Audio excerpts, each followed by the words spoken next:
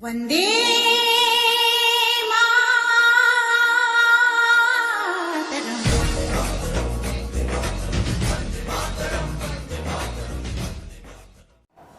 हाय दोस्तों, agriculture virtual classes में आपका स्वागत है।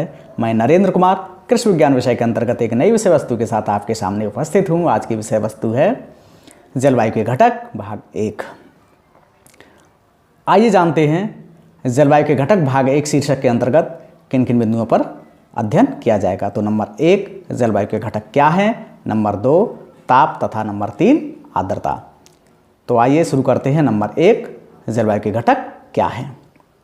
साथियों, जलवायु के घटकों से तात्पर्य पर्यावरण की उन शक्तियों तथा क्रियाओं से है जिनका अध्ययन जलवायु विज्ञान अथवा मौसम विज्ञान के अंतर्गत किया जाता है। आइए शुरू करते हैं। नंबर 2 ताप अथवा तापमान। ताप शीर्षक के अंतर्गत निम्न बिंदुओं पर चर्चा की जाएगी। नंबर 1 ताप क्या है, नंबर 2 तापमान क्या है, नंबर 3 ताप और तापमान में क्या संबंध है, और नंबर 4 ताप मापन के विभिन्न स्केल, और नंबर 5 ताप का जलवायु पर प्रभाव। तो आइए शुरू करते हैं। नंबर 1 ताप क्या है। साथियों, ताप किसी वस्तु का वह भौतिक गुण है जो हमें बोध कराता है कि कोई दी गई वस्तु किसी अन्य वस्तु की तुलना में ठंडी है अथवा गर्म। आइए जानते हैं तापमान। साथियों, तापमान किसी वस्तु का वह गुण है जो हमें बोध कराता है कि दी गई वस्तु किसी अन्य वस्तु की तुलना में कितनी ठंडी अथवा कितनी गर्म है। अर्थात ताप का अंकीय मान तापमान कहलाता है। आइए जानते हैं ताप और तापमान में संबंध। साथियों, ताप एक प्रकार की ऊर्जा है तथा उस ऊर्जा का अंकीय मान तापमान कहलाता है। आइए अब जानते हैं ताप मापन के विभिन्न स्केल। वर्तमान में ताप मापन के विभिन्न स्केल प्रचलन में हैं, किंतु अध्ययन की दृष्टि से 4 प्रमुख स्केलों का महत्व है। नंबर 1 सेल्सियस पैमाना, नंबर 2 फ़ारेनहाइट पैमाना, नंबर 3 केल्विन पैमाना, नंबर 4 र्यूमर पैमाना। आइए शुरू करते हैं। नंबर 1 सेल्सियस पैमाना। सेल्सियस पैमाना ताप मापने के लिए सर्वाधिक प्रयोग में लाया जाने वाला पैमाना है। विश्व के लगभग सभी देशों में इस पैमाने का बहुतायत प्रयोग किया जाता है। भारतीय मौसम विज्ञान विभाग ताप मापने के लिए सेल्सियस पैमाने का ही प्रयोग करता है। सेल्सियस पैमाने को कभी कभी सेंटीग्रेड पैमाना भी कहा जाता है, किंतु ऐतिहासिक दृष्टि से देखा जाए तो सेल्सियस पैमाना तथा सेंटीग्रेड पैमाने थोड़े से भिन्न हैं, किंतु इनके मान समान हैं। तो आइए शुरू करते हैं सेल्सियस पैमाना। सेल्सियस पैमाने का आविष्कार स्वीडिश खगोल शास्त्री एंडर्स सेल्सियस ने 1742 ईस्वी में किया था। इनके पैमाने की विशेषता यह थी कि यह शुद्ध पानी का सामान्य दाब पर हिमांक 100 डिग्री सेल्सियस तथा क्वथनांक 0 डिग्री सेल्सियस का मापन करता था। एंडर सेल्सियस की मृत्यु 1744 के बाद इस पैमाने में आमूलचूल परिवर्तन हुए और इनके सिद्धांत को उलट दिया गया। तब से इस पैमाने में पानी का हिमांक 0 डिग्री सेल्सियस तथा क्वथनांक 100 डिग्री सेल्सियस मापा जाने लगा। आइए जानते हैं सेंटीग्रेड पैमाना। सेंटीग्रेड पैमाने के जनक जीन पियरे क्रिस्टेन थे। इन्होंने 19 मई 1743 ईस्वी को सेंटीग्रेड पैमाने का आविष्कार किया।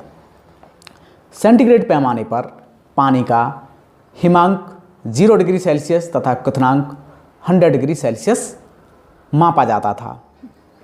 साथियों, इसके नामकरण के पीछे की कहानी यह है कि सेंटीग्रेड 2 शब्दों से मिलकर बना है, सेंटी तथा ग्रेड्स।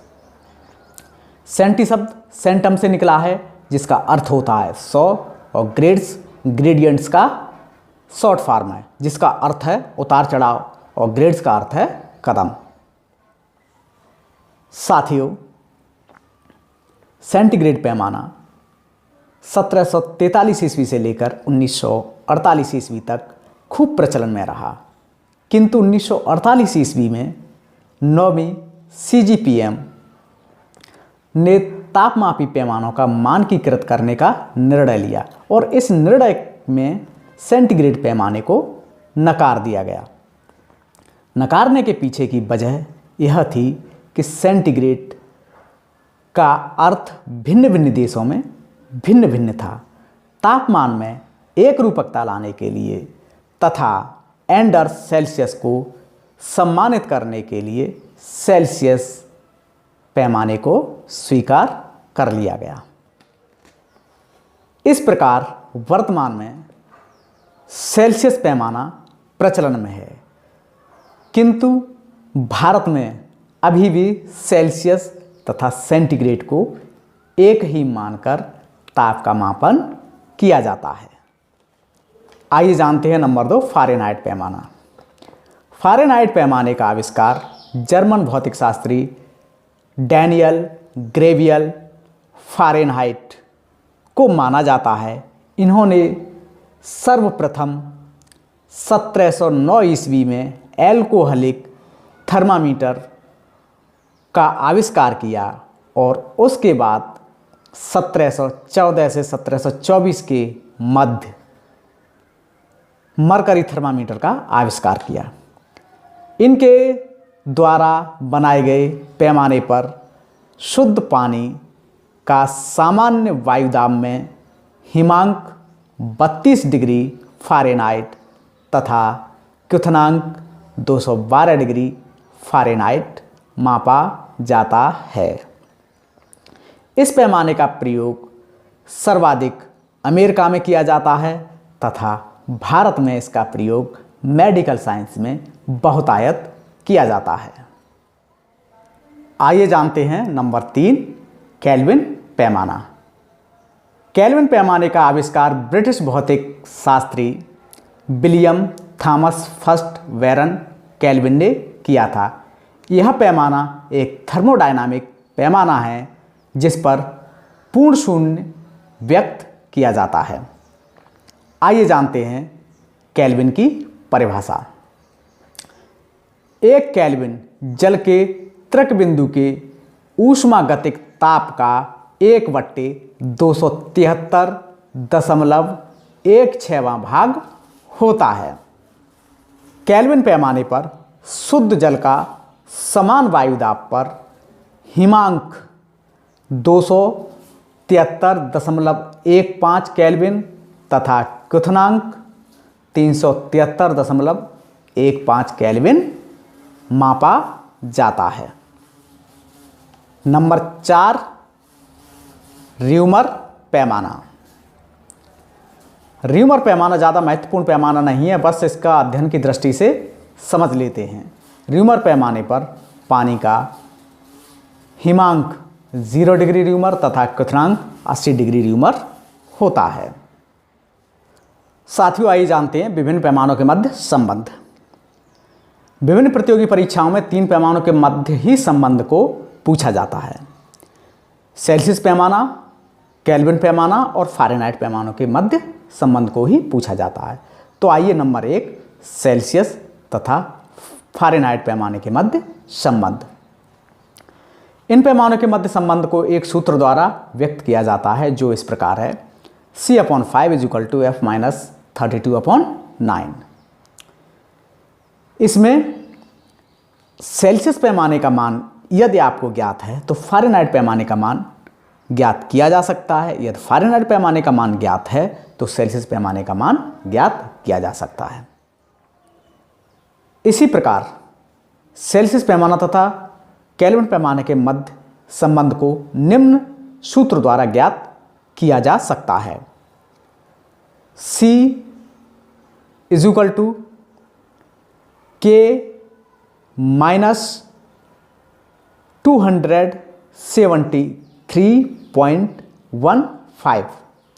यदि आपको K का मान ज्ञात करना है तो आपको C का मान पता होना चाहिए। यदि C का मान ज्ञात करना है तो आपको K का मान पता होना चाहिए और इस फॉर्मूले में मान को रखकर हल करने से जिसका मान ज्ञात करना हो वो ज्ञात किया जा सकता है। आइए जानते हैं नंबर 1 परम शून्य ताप। साथियों, परम शून्य ताप वह ताप है जिससे कम ताप प्राप्त करना संभव न हो, अर्थात सैद्धांतिक दृष्टि से वह ताप जिससे कम ताप प्राप्त करना असंभव है परम शून्य ताप कहलाता है। परम शून्य ताप केल्विन पैमाने पर 0 डिग्री केल्विन तथा सेल्सियस पैमाने पर -273.15 डिग्री सेल्सियस मापा जाता है। आइए जानते हैं त्रिगुण बिंदु।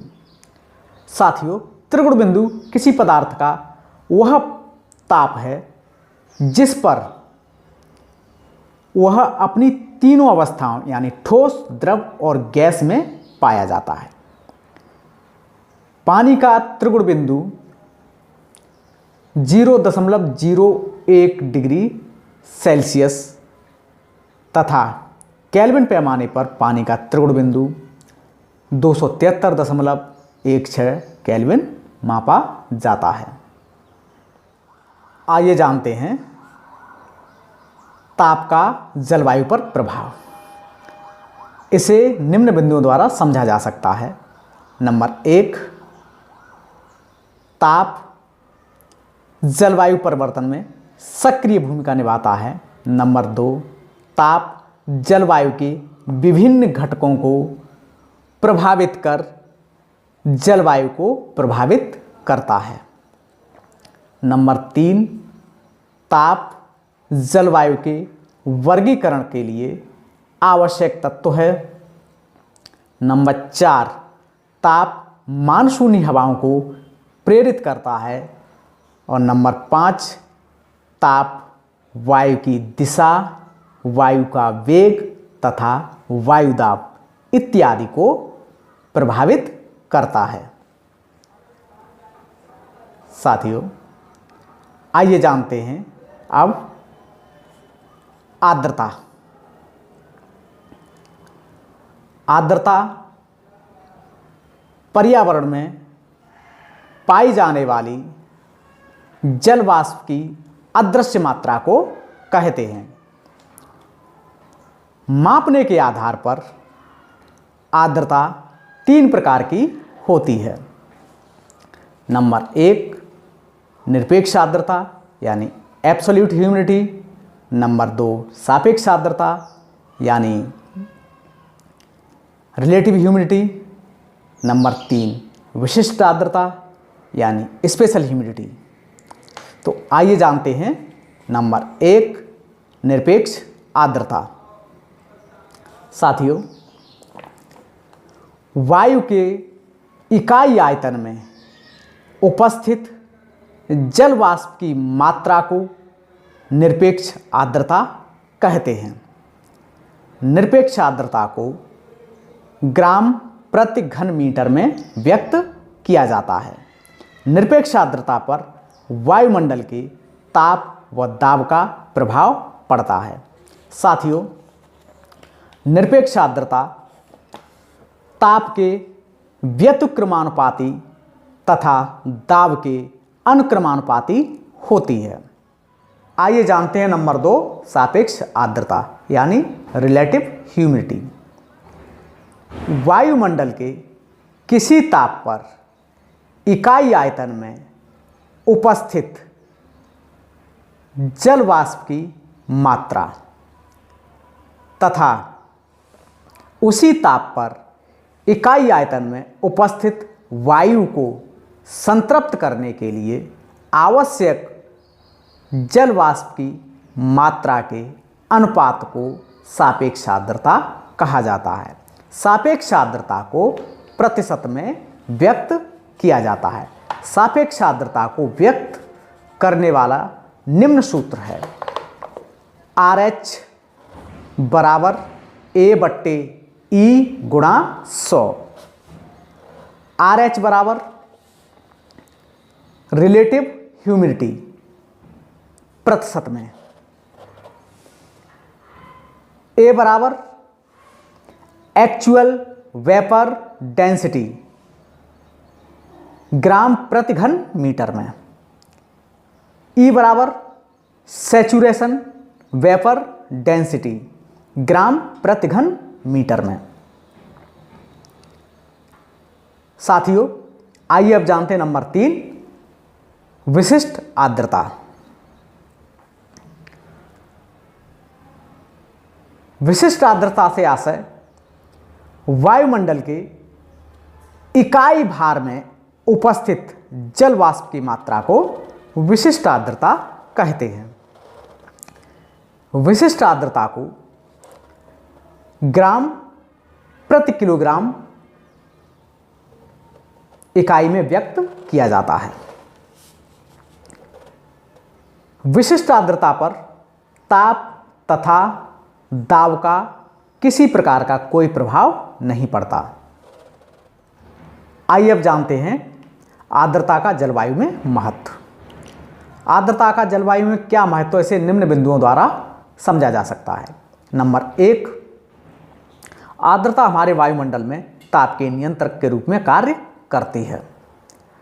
आर्द्रता के कारण ही हमारा वायुमंडल न तो तेजी से गर्म होता है और न ही तेजी से ठंडा होता है। आर्द्रता वर्षा की मात्रा को प्रभावित करती है। यदि वायुमंडल में आर्द्रता पर्याप्त मात्रा में है तो अच्छी वर्षा होने की संभावना होती है, और यदि वायुमंडल में आर्द्रता पर्याप्त मात्रा में नहीं है तो सूखा पड़ने की संभावना होती है।